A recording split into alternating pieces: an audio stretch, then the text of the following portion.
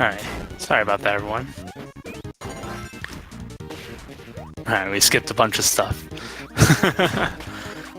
But Krako, yeah, like using high jump. The canceling animation of high jump also does damage. So you miss both their bonkers fight, but it's done with this ability that we haven't seen yet called Ball. And it allows us to do a ton of damage. It's difficult to use casually because it sort of kind of looks like you're randomly taking damage, but it's used to great effect in this run.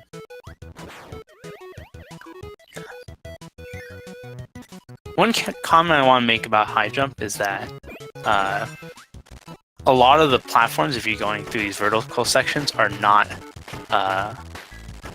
lined up with the height of high jump. So canceling and timing your canceling is really, really important. Let's see if MK goes. Yeah, MK is going for the wheel jumps. It's a little bit scary because you risk breaking the blocks, but he executed that really well. This is sort of an infamous spike room. It's a lot more spaced out than the Kirby's Adventure version, but not too much risk there.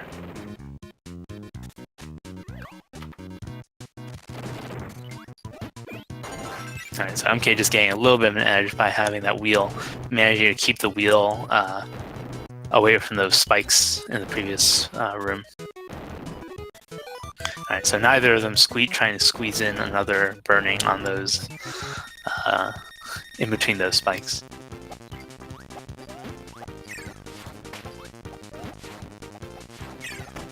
Yeah, so sometimes, like, especially in this arena fight in particular, you're sort of trying to inhale enemies in between the platforms. That's just a little quirk about its routing. Alright. Neither of them electing to try to use Ball. Ball allows you to bounce up and down really, really quickly, but it's quite scary in that room because there are so many pits.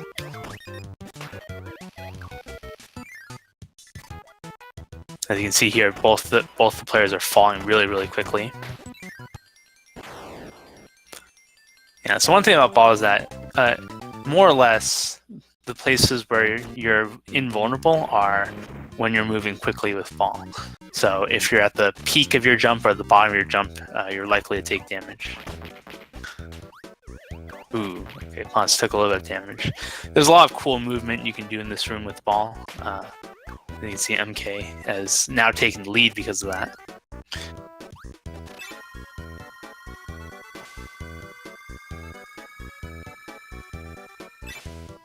Alright, and next we're coming up to what I believe is the first instance of Fire Line. Now you'll see Ball in sort of full force. Just really, really quickly like that. And once again, we're going to see like a one tile gap burning that both players hit. Oh yeah, so I should mention that the way that burning works in these like Game Boy Advance, DS, main series Kirby games, they all differ a little bit, and the Nightmare in Dreamland 1 mirrors that of Kirby's Adventure and Kirby's Dreamland 2, in the sense that if it hits a slope, like a uphill slope, Kirby will just exit the burning animation. In other games, you might be able to ride up that slope with burning. In some games, you just simply bonk off the slope.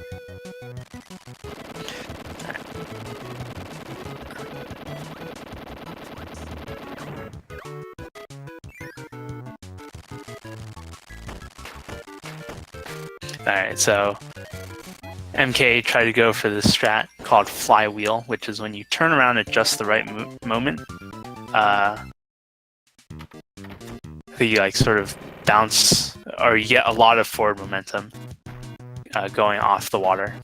Alright, so both of them. Oh, unfortunately, Potts missed it, but MK demonstrating the mix. So if you inhale 2 enemies with abilities, it'll start a mix wheel. And essentially, there's no randomness to it. And if you have the right timing, I guess in this case, Hammer is the first ability on the mix wheel, so you can actually just simply buffer Hammer. So it's a bunch of abilities going by, and if you stop the mix wheel at just the right time, you can pick essentially whatever ability you want. And for mixing 2 wheel enemies together, if you buffer the stop, like the stopping the mix wheel button, then you will always get Hammer. And that's really useful for Heavy Mole, the boss they were just fighting. And also a little bit of the movement in this first level of World 6. So once again, getting burning.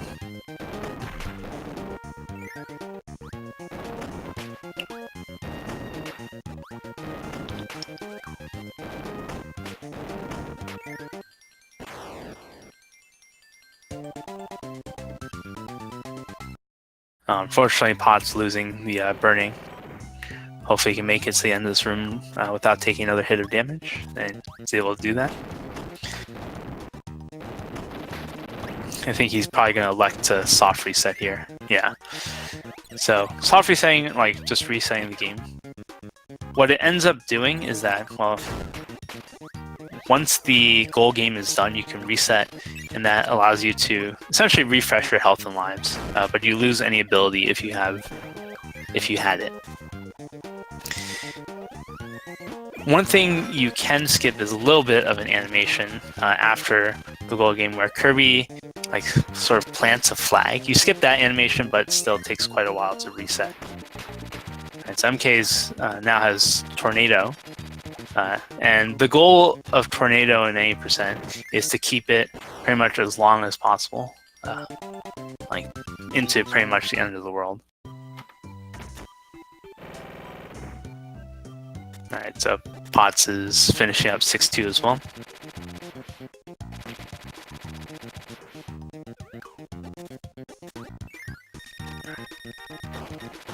So the way a tornado works is that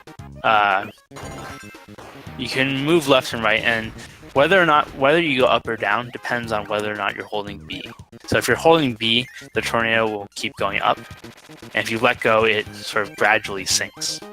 And it's fairly unintuitive ability to use at first, but for the purposes of World 6, it's actually really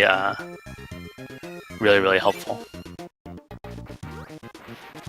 And so, like I said, the goal of these players is to keep Tornado pretty much as long as possible.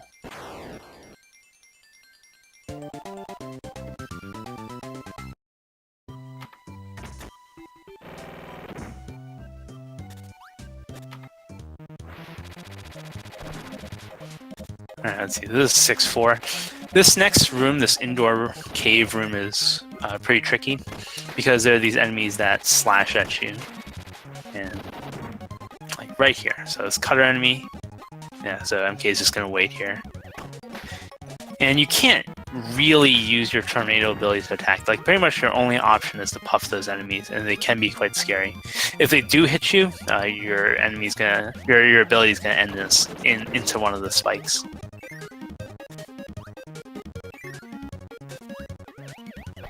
Alright, just a little floating section.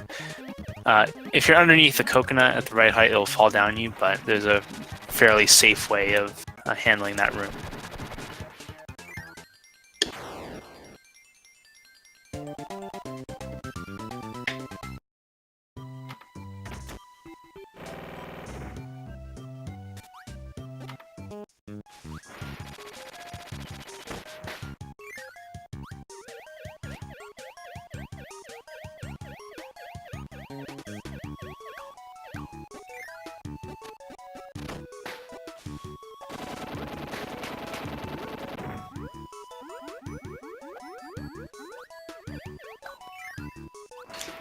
Yeah, so the difference between 80% and 100%, there are these switches that are laid out across the world. So World 6, there's a switch in every single every single non-boss stage.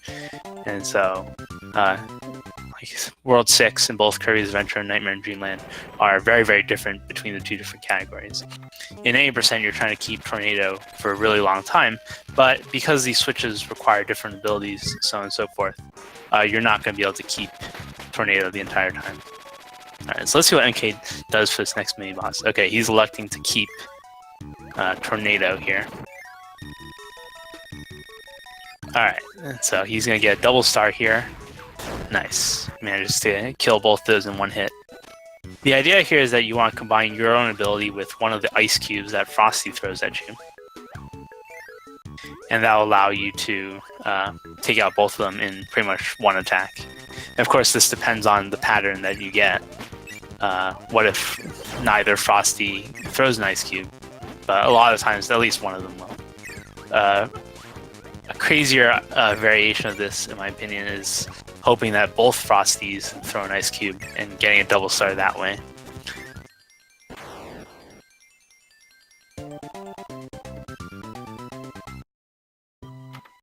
Alright, so MK electing to take a reset right before Meta Knight. Meta Knight is quite a random boss. So here, the only thing you can attack with is a sword. Alright. And Meta Knight, the thing about Meta Knight is that it can block at any time, as you can see, like...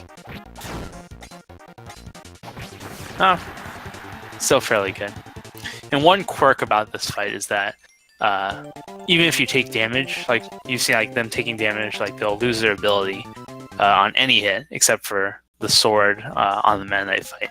You'll keep it until you die. Alright, so Pot's getting pretty unlucky with these blocks.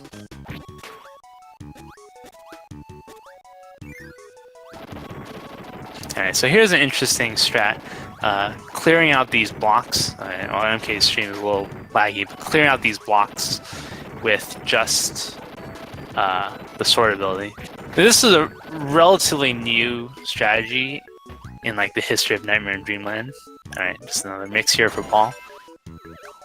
People used to do that room with Spark, and it turned out to be a lot faster. Yeah, so one thing that you can do to avoid having to puff and float over all these enemies is that you can use the ball ability and bounce very carefully, but it doesn't save that much time, and it's a lot harder. So I think a lot of runners these days are just trying to float over that entire room. Right, so now we come up to the infamous room. Ooh, MK not getting what he wanted there. So it's this mini boss rush that features, I would say, more aggressive versions of mini bosses that we've already seen. And it's quite random.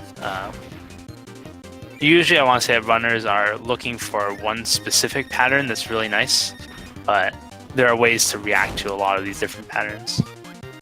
Yeah, unfortunately there are 4 mini bosses that you need to clear with ball. Okay, so this floating pattern is the best one for Bugsy.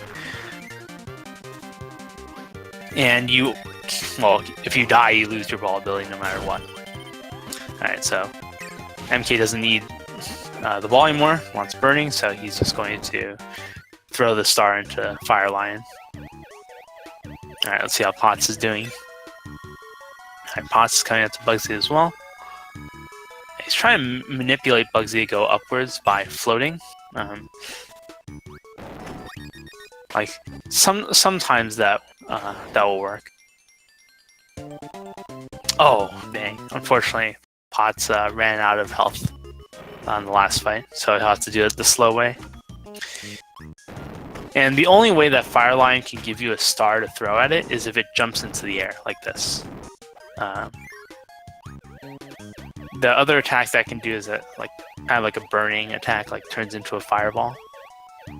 But yeah, Potts is unfortunately has to do the fight this way.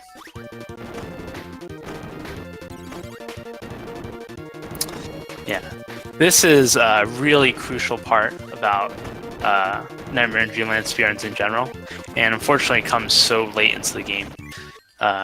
This is like we only have like 5 levels left after this, and unfortunately, like, this is a point where like a lot of runs die, a lot of races could be decided like simply based on that level alone.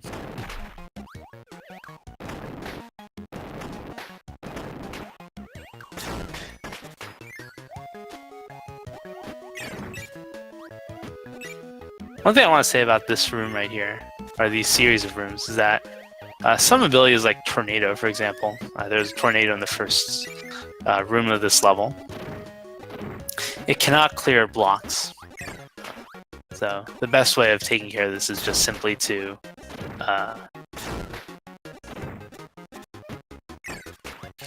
just go powerless.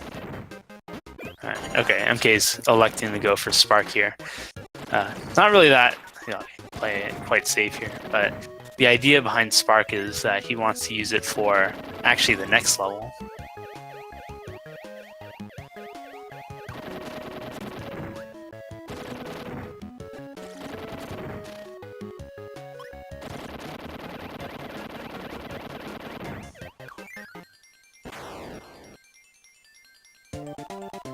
So Potts is like a full level behind at this point. Oh, interesting. Electing to reset here. There's going to be, as a result, there's going to be a little bit of randomness for MK here. Oh, unfortunately got toasted by the crash bomb. Alright, so actually what MK wants to do is he actually wants to use Crash. That's not what he wanted to do.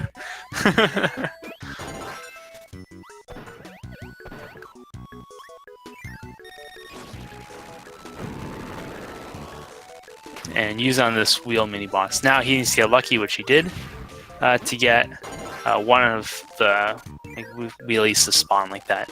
I've seen runners get completely destroyed by that mini boss by trying to use Crash and hoping for a wheel. But the spark strategy that I guess Potts will be attempting and MK is trying to do takes away a lot of that variation. It's just a lot more consistent. And this was an idea that Halo Dude, the world record holder, had maybe about a year ago. So as you can see, Potts had like pretty much no trouble with that mini boss at all.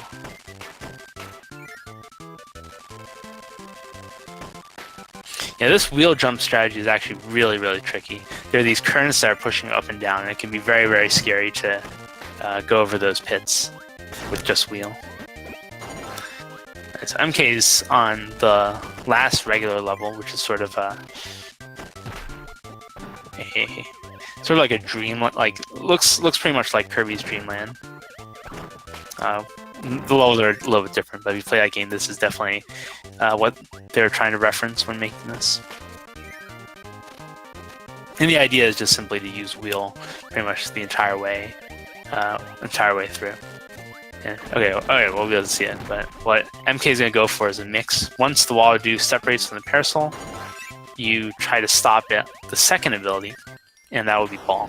That would be useful for DED, the final boss. And frame.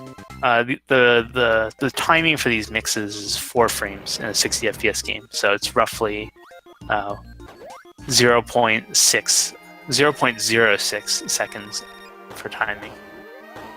So, like the mini bosses, the idea for DED is just to really, really good DED fight for MK. Just go up and down and hope you don't get sucked in or something.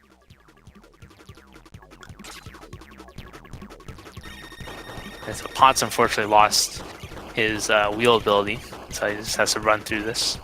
Also be going for the mix. Nice. Also got it as well. So the boss that MK is on is called Nightmare Orb, I guess. And it looks quite random, but actually the patterns are, I want to say, more or less fixed. I'm not sure if there's a tiny bit of randomness, but essentially you're seeing the same attacks over and over again. So that fight, in theory, should be quite consistent.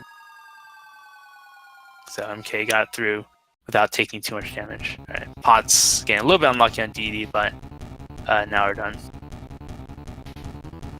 There's a very recent discovery that MK made about the DD fight, is that if you get sort of like knocked over by ED falling down, it actually wastes time and causes the fade out to trigger a little bit later. Right, so MK is coming up on the final phase of the final boss. This is Nightmare, and effectively there's almost no randomness to fight. Nightmare can, like, where Nightmare spawns can be a little bit different. It costs a little bit of time. For example, you saw Nightmare go back and forth like the whole length of the screen, but more or less not that big. And the idea here is just to stand in the left corner and just time all your shots really carefully. The attacks themselves are effectively always the same. Alright, and it's time for MK. 42-11.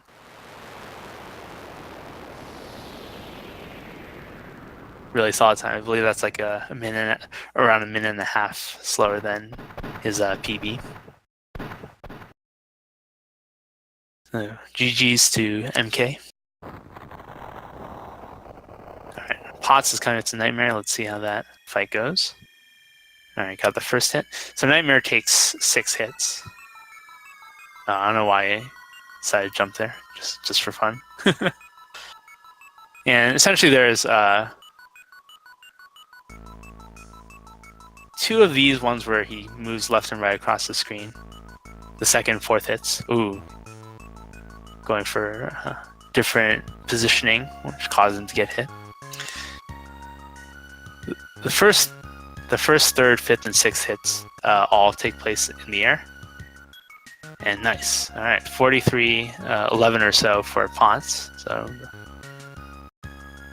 about a minute off. So GG's to Potts as well.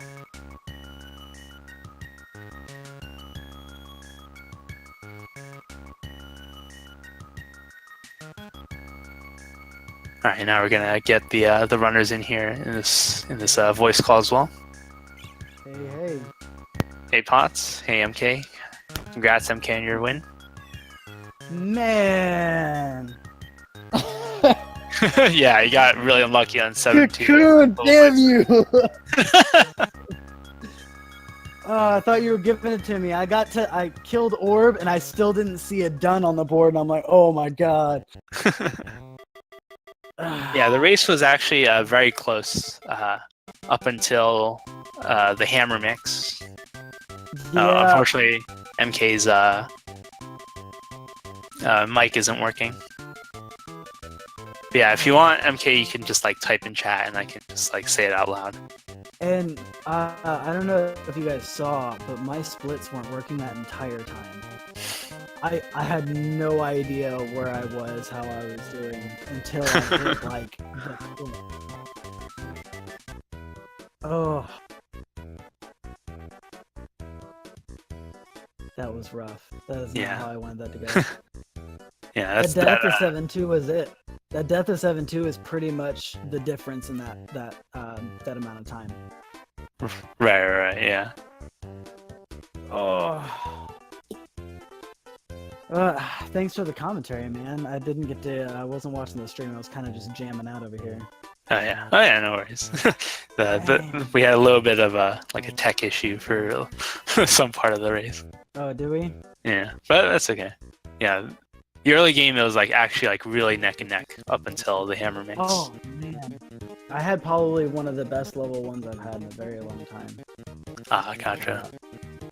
But I think what fell apart was I lost a lot of time on Great Garden, and I lost a lot of time on the Great Garden. And then that death in 7-2. That death in 7-2 is never what you want. Right.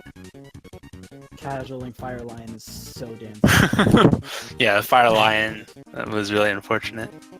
He's just so slow. Like, I thought I was gonna pull it out because I had 1 health, and then my controller ate my jump input, because you know how when you start that Fire Lion fight, you jump and press B at the same time, hold in right, and you insta-kill it.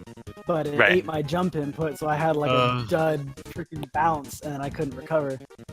Yo, what's up, MK? GG Plutz. Dude, dang it. I thought I had you, man. You were ahead of me until Hammer Mix.